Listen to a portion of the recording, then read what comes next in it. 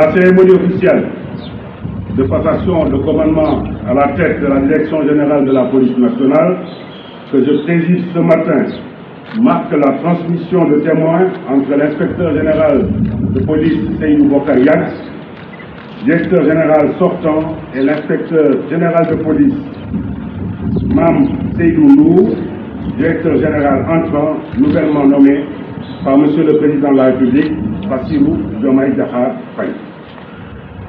Je mesure la solennité de cet acte et ce qu'il représente pour vous, messieurs les directeurs généraux de la police nationale et vos familles, mais au-delà pour toute la police nationale.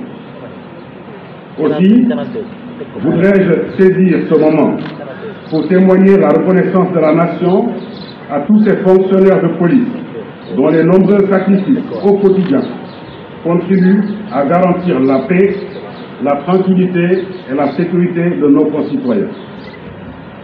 Je formule également des prières pour le repos de l'âme de nos défunts,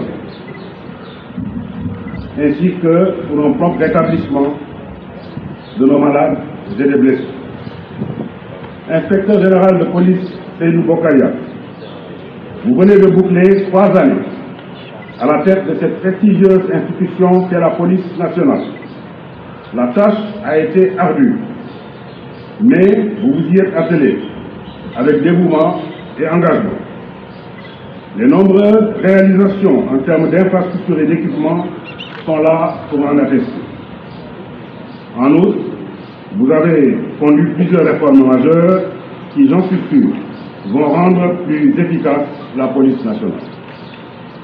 Entre autres réalisations à votre actif, il me plaît de rappeler la réorganisation de la police nationale autour d'un état-major qui lui donnera, j'en suis sûr, une efficience et une dimension encore plus grande. Il appartiendra donc à vos successeurs de donner à ces réformes leur pleine mesure en impulsant la conduite des changements qu'elles induisent. Au nom de Monsieur le Président de la République, je vous félicite chaleureusement et vous remercie. Monsieur le Président de la République a érigé la sécurité du Sénégal et des Sénégalais en priorité absolue.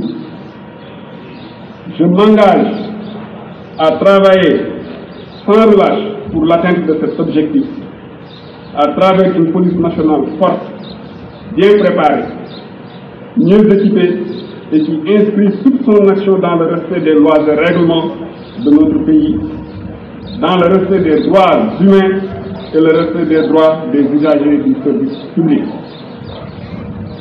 Je mesure avec responsabilité la charge et la sensibilité se rattachant à cette mission et m'engage à y consacrer le temps et les soins nécessaires à son optimisation. Je m'engage aussi à consolider les acquis légués par mes prédécesseurs tout en conduisant avec conviction et détermination les réformes structurelles qui nous permettront de hisser notre police nationale aux meilleurs standards internationaux actuels.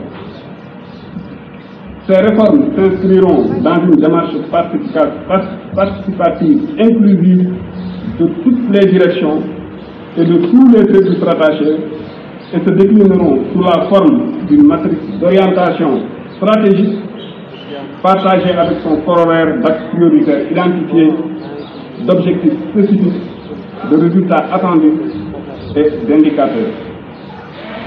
À cet effet, compte tenu des urgences identifiées qui requièrent de ma part une attention particulière, je m'emploierai à réconcilier la population et sa police nationale en instaurant un climat de confiance mutuelle et en faisant participer activement la population à l'offre de sécurité qui intègre les attentes et les besoins des citoyens dans les missions de police.